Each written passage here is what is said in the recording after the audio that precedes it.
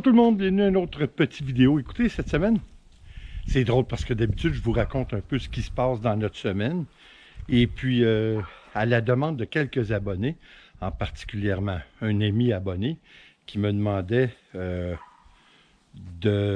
raconter au travers mes yeux, les yeux d'un Québécois, la vie au Québec.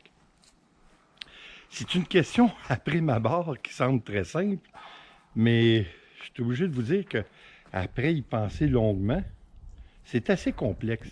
Dans le sens que, vous allez comprendre ce que je veux dire, même en France, vous allez avoir des régions que la vie va être complètement différente. Hein, que vous alliez en Normandie, dans l'Est ou dans le sud de la France, près de la Méditerranée ou de la mer. Vous comprenez ce que je veux dire? Et puis, il y a d'autres facteurs aussi. Si vous venez d'une famille qui est plus ou moins aisée, alors ça aussi, ça va être quelque chose à prendre en considération, puis ça peut changer votre vie. Je vous dis ça parce que j'essaie d'être objectif dans mon analyse, parce que je suis obligé de vous avouer, encore une fois, pour le répéter souvent, que je crois avoir eu une jeunesse exceptionnelle. Jeune, imaginez-vous, ici, on reste en campagne, et puis j'ai eu le meilleur des deux mondes, c'est-à-dire que j'ai resté dans une grande métropole, qui est Montréal, et la fin de semaine, nous avions un chalet dans le nord que nous allions toutes les fins de semaine. Alors, j'ai vécu le meilleur des deux mondes, puis imaginez-vous donc qu'ici, le chalet est devenu ma maison, hein? Et puis, nous avions, jeunes, un village abandonné qui avait été fait par des Américains lors du début de la Deuxième Guerre mondiale pour les Américains qui est en 1942. Ils se sont carrément enfuis des États-Unis pour ne pas faire leur service avec leur famille, leurs bagages, alouettes. Ils ont construit près d'ici un village. Donc ça comprenait tout, là. Le restaurant, ça comprenait vraiment tout. Et puis, après la guerre, évidemment, ils s'en sont retournés euh, aux États-Unis. Alors, ils nous ont laissé ces vestiges qui n'existent plus aujourd'hui parce que malheureusement, les gens des alentours ont détruit les maisons pour se construire eux-mêmes. Puis là, je vous dis, c'est pas à peu près, là. Il y avait des restaurants, il y avait des hôtels, il y avait des bâtiments de 3 étages. Fait que c'était pas peu dire. Alors, vous imaginez un peu quand on est jeune de jouer dans cet environnement-là. Écoutez, on joue aux cowboys et aux Indiens. Là. Je n'ai pas besoin de vous dire que ça sortait d'un film, presque. C'était incroyable. Surtout que il y a beaucoup de gens qui sont ici depuis plus de 40 ans, 50 ans, et qui ne savent pas, qui ne connaissaient même pas l'existence de ce village. Je vous dis, on a eu quand même une enfance assez exceptionnelle. Et puis, vous savez, de juger comment la vie est douce, où il fait bon vivre dans un endroit, on peut parler de différentes vues d'une génération à une autre. Pour moi, la vie au Québec était complètement différente lorsque j'étais jeune, lorsque j'étais adolescent, qu'aujourd'hui, évidemment. Et plus qu'on vieillit, plus que, en tout cas, je vous dirais en grande majorité, le Québec semble un endroit qui est dur à vivre. Euh, Évidemment, carrément dû au climat. Hein, on a un climat qui est très ardu, qui est très dur pour le corps humain. Hein, on passe avec un été qui est très court et puis on tombe en plein hiver avec le facteur humidex et le facteur du vent. On peut tomber dans des moins 40. Ça, c'est pas rare que ça arrive. Alors, la perception de la quiétude de vie va varier, comme je vous dis, d'une génération à l'autre.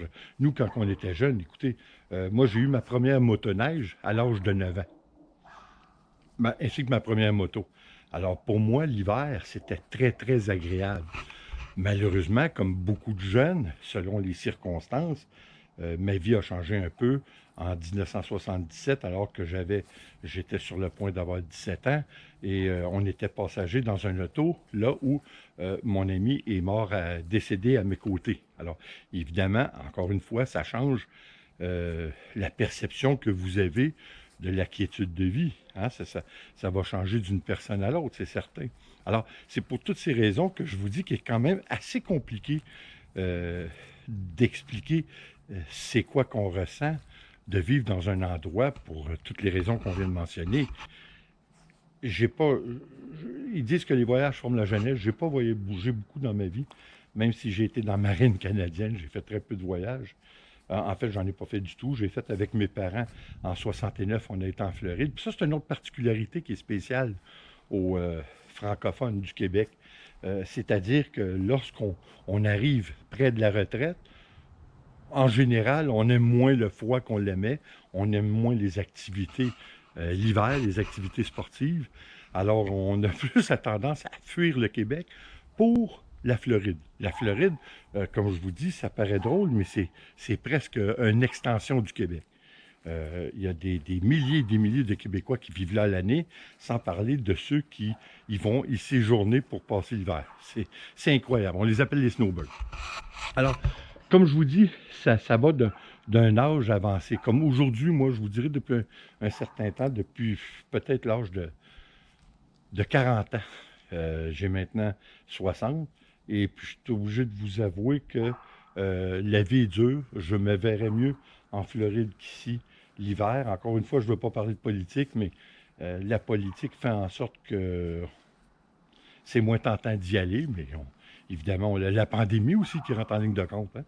Alors, écoutez, ce que j'allais vous dire en toute humilité, j'ai pas voyagé beaucoup, mais j'ai voyagé beaucoup au travers des livres, au travers des documentaires. J'ai regardé à peu près tout ce qui se faisait. Je peux vraiment dire, je vais voir la silhouette d'une ville ou de certaines montagnes, puis je peux déterminer de quelle ville il s'agit ou de quel endroit il s'agit. Alors, j'ai toujours été fasciné. Vous savez, quand j'étais jeune, je regardais les photos, je regardais avec une loupe. Je regardais avec une loupe, avec intérêt, je cherchais les détails. Puis ça, puis je pense que ça m'a resté. Puis c'est une des raisons pourquoi je vous ai déjà dit que pour moi, la peinture en réaliste, c'était très compliqué parce que j'allais dans le détail. Alors, étant donné que je n'ai pas le talent de faire une toile en réaliste de façon très rapide, une toile pouvait me prendre une semaine et des fois plus longtemps que ça. Alors, pour moi, ça devenait un travail qui était ardu, qui était difficile, puis qui prenait beaucoup d'énergie. C'est pour ça que j'ai tombé dans le coulage acrylique, un art que je crois qui est vraiment intéressant parce que c'est toujours plus surprenant. Mais quoi qu'il en soit, pour revenir à la vie au Québec, malgré tout ça, et si je compare, parce que j'ai beaucoup d'amis d'un peu partout dans le monde, principalement de France, de Tunisie, d'un peu partout, je crois pouvoir dire, sans me tromper, que la vie ici semble plus agréable, plus douce. Malgré que, comme plusieurs ont déjà dit, plusieurs historiens québécois, euh, on semble avoir le syndrome du peuple conquis. C'est-à-dire que on pourrait mettre ça sur le dos de la résilience, mais je trouve qu'on est très passif. Que ça soit pour beaucoup de choses, on est capable d'en prendre. Je me demande jusqu'à quel point ça devient un peu imbécile ou insouciant ou inconscient. Je ne sais pas. Mais est-ce que c'est de la résilience ou du laisser-aller? Hein, vous savez, comme on dit souvent, nous au Québec, on est des chialeux de salon. Ça en dit long. Malgré tout, comme je vous ai dit, je voudrais partir l'hiver pour m'en aller, mais je ne partirai pas à l'année.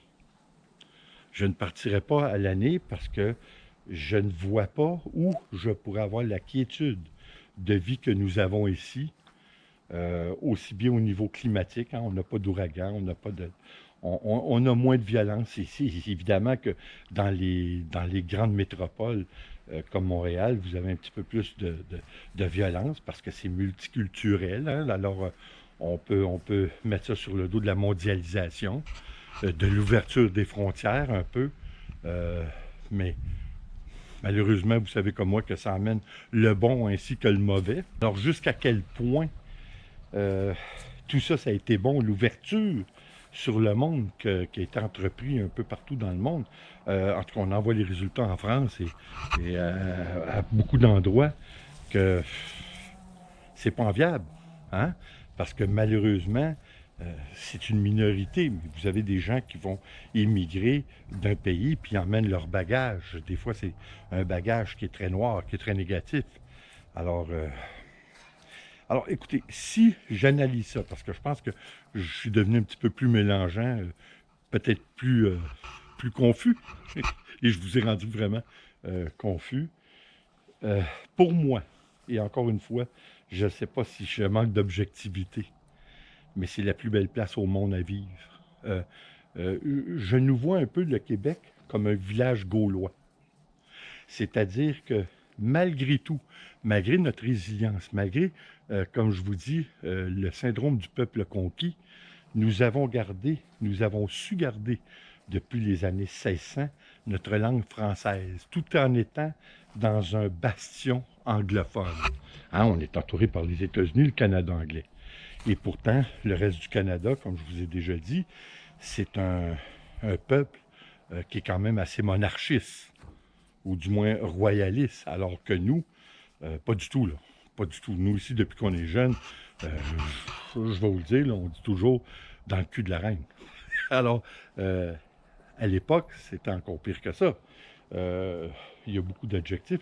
D'ailleurs, moi, quand j'ai rentré dans l'armée, dans la marine canadienne, il faut porter allégeance à la reine parce que c'est Her Majesty Canadian Ships, les bateaux de Sa Majesté. Hein? C'est les bateaux canadiens de Sa Majesté. Alors, on reste quand même avec une certaine emprise de la côte. Québec, ça n'a jamais fait l'affaire, ça. Alors, on se voit un peu comme un village gaulois de l'Amérique du Nord. Hein? On est parti de notre Gaule natale et puis on a formé notre petit village ici, puis on est bien. Le village est rendu gros, vous allez me dire, on est plus de 8 millions. C'est quand même bien, encore une fois, d'avoir gardé notre langue française, malgré tout, dans ce bastion d'anglais. Mais, comme je vous dis, je crois qu'on est bien. Vous savez, qu'est-ce qui arrive, c'est qu'on a les services à portée de la main.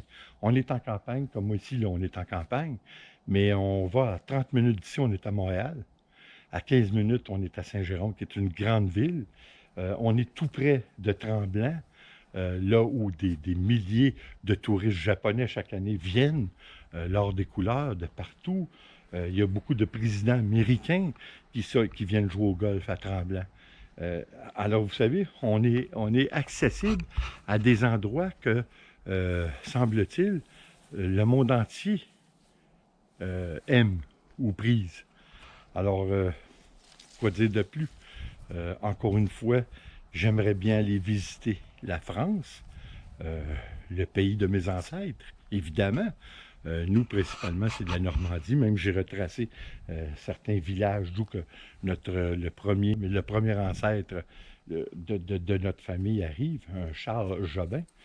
Et puis, c'est vraiment intéressant, mais c'est juste pour vous dire que j'aimerais visiter, parce que je suis curieux de nature. C'est pour ça que j'aime pas mal toutes les formes d'art, d'ailleurs. Euh, mais il fait bon vivre ici. Une fois qu'on analyse ça en tout et partout, je vous dirais qu'en ce moment, je trouve ça très dur de ne pas quitter le Québec pour aller passer l'hiver en Floride. Mais dans les circonstances, j'aime autant rester ici. On est bien, vraiment. Alors, pour cette année, ça fera.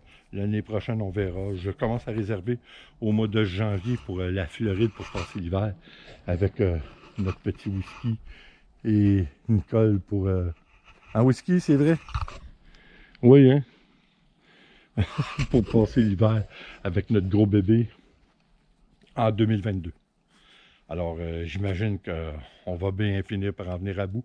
Encore une fois, écoutez, si j'analyse ça froidement et j'essaie d'être objectif, je n'irai pas vivre ailleurs dans le monde. Je trouve qu'il y a une chaleur humaine qui est importante ici. On ne se cache pas sous le couvert de la religion ni de la politique. Je vous dis ça dans le sens que les Américains, pour en connaître plusieurs, souvent sont très très gentils avec vous lorsqu'ils sont seuls, entre parenthèses, mais on a toujours l'impression que ça cache une obligation d'être gentil, une obligation religieuse d'être gentil. Comprenez ce que je veux dire? Alors, pour cette raison, je trouve que nous ici, la chaleur humaine est bien réelle et elle n'est vraiment pas dépendante de la religion. Je ne vous emmerde pas plus avec ça.